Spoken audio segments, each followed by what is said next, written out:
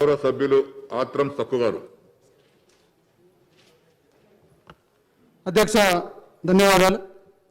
ఇప్పుడు వాళ్ళ సభ్యులు అడిగినటువంటి అదే ప్రశ్న అడగకండి, వేరే ప్రశ్న అడగండి. సరే సార్. తెలంగాణ రాష్ట్రం వచ్చేసిన తర్వాత ముఖ్యంగా ఆదివాసీ పిల్లలు, ముఖ్యంగా మహిళలకు సంబంధించి డిగ్రీ కళాశాలలు ఏర్పాటు చేయడం జరిగింది అధ్యక్ష. నిజంగా రాష్ట్రం సాధించిన తర్వాత మారుమూల ప్రాంతాలలో, అటవీ ప్రాంతాల్లో ఉన్నటువంటి బిడ్డలు ఈరోజు ఈ గురుకుల పాఠశాలలు వెళ్ళడం ద్వారా విద్యాభ్యసించడం పాటు పౌష్టికారం, అదేవిధంగా ప్రత్యేకమైన వసతులు కలిగించడం ద్వారా నిజంగా కూడా గౌరవ సభ్యులు అడిగినట్టు ఇవాళ ఎంత కాంపిటీషన్ అయిందంటే అధ్యక్ష, గురుకుల పాఠశాలలో సీట్లు రావడం అనేది ప్రైవేట్ కాలేజీలలో, ప్రైవేట్ గురుకుల పాఠశాలలో ఏ రకమైతే కాంపిటీషన్ ఆ రకంగా ఏర్పడే తరుణంలో గౌరవ ముఖ్యమంత్రి గారు మా నియోజకవర్గంలో అధ్యక్ష మరి 2 గురుకులాలు ప్రారంభించడం జరిగింది. ఇదే కాకుండా ఇంకా మారుమూల ప్రాంతాల్లో ఉన్నటువంటి ఆశ్రమ పాఠశాలను కూడా ప్రతి ఒక్క మండల కేంద్రంలో ఉన్నటువంటి ఆశ్రమ పాఠశాలను రెసిడెన్షియల్ పాఠశాలగా మార్చి వాటిలో పూర్తి స్థాయి సిబ్బంది నియమించాలని కోరుతున్న అధ్యక్ష.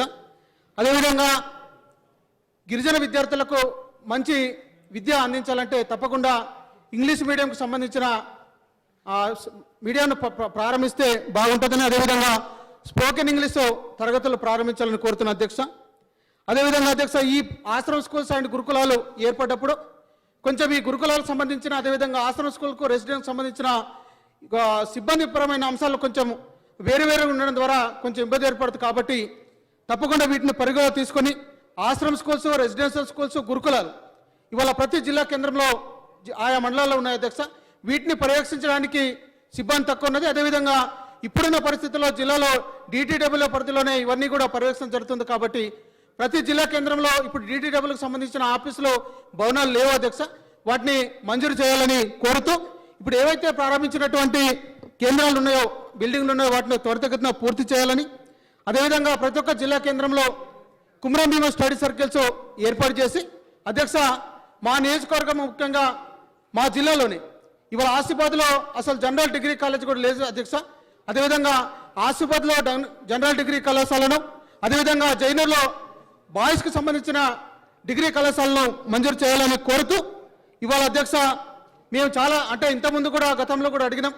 ఇవాళ ఏదైతే సీట్ల విషయంలో ప్రతి ఎమ్మెల్యే కూడా కోట అంటే ఇవాళ వాళ్ళు అధ్యక్ష ఏదైతే వాళ్ళు ఎంట్రన్స్ ఎగ్జామ్ పెట్టుకుని సీట్లు ఇస్తున్నారు అధ్యక్ష, మేము కూడా ప్రత్యేక పరిస్థితుల్లో మా దగ్గరకు వచ్చిన ఏవైతే పేద పిల్లలు ఉంటారో వాళ్ళ ఎడ్యుకేషన్ పట్టుకొని, వాళ్ళ స్థాయిని పట్టుకొని మేము రికమెండ్ చేస్తే తప్పకుండా ఆ సీట్లు కేటాయించాలని కోరుతూ ఈ విధంగా ఇవాళ జైనూర్ ప్రాంతంలో అధ్యక్ష అటు నార్నూరు కావచ్చు, కెరమేర కావచ్చు, సిరిపూరిలో మైనారిటీల జనాభా అధికంగా ఉన్నది. కాబట్టి గతంలో గౌరవ ముఖ్యమంత్రి గారికి నేను రిప్రజెంటేషన్ ఇవ్వడం జరిగింది అధ్యక్ష.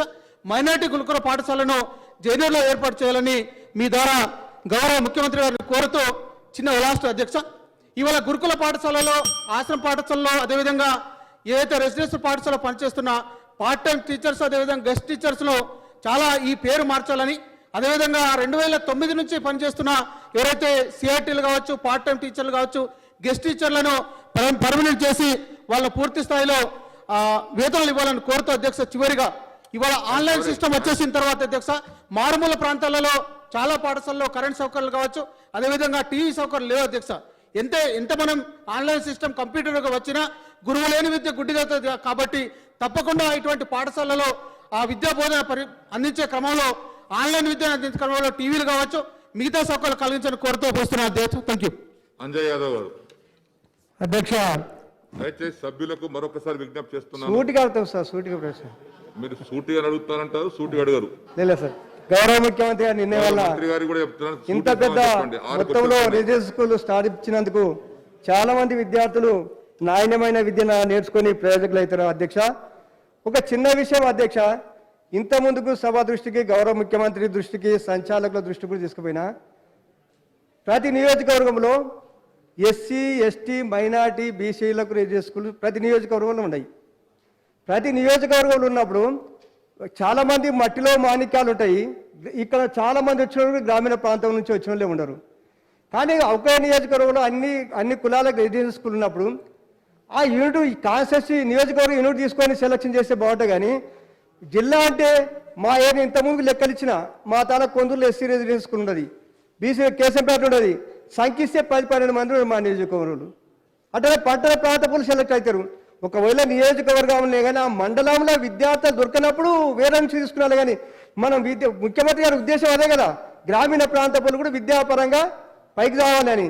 కాబట్టి అటువంటి అవకాశం ఎందుకు కల్పిస్తలేం? పట్టణ ప్రాంతాల్లో వేరే స్కూల్ ఉన్నాయి, నియోజకవర్గం యూనిట్ తీసుకోండి, ఆ పరిధిలో అప్లికేషన్ తీసుకోండి, వాళ్ళకే ఇవ్వండి. అది మీకు పదే దాంట్లో ఇబ్బంది ఏంటో మాకు తెలియదు. కానీ అది చేసే అధ్యక్ష. ఇంకోటి అంటే ఎక్కడైనా తల్లిదండ్రులు చచ్చిపోయిన పిల్లలు చాలా ఆపద ఉన్నారు, చాలా బీదోళ్ళు ఆన్లైన్లో అప్లికేషన్ పెట్టుకోలేని ఉంటే మేము ఎమ్మెల్యేలము ఎంపీలకి కేంద్రీయ విశ్వవిద్యాలయం ఎట్లా కోటా ఇస్తారో మాకు కూడా కొంత కోటా ఇస్తే బాగుంటుందని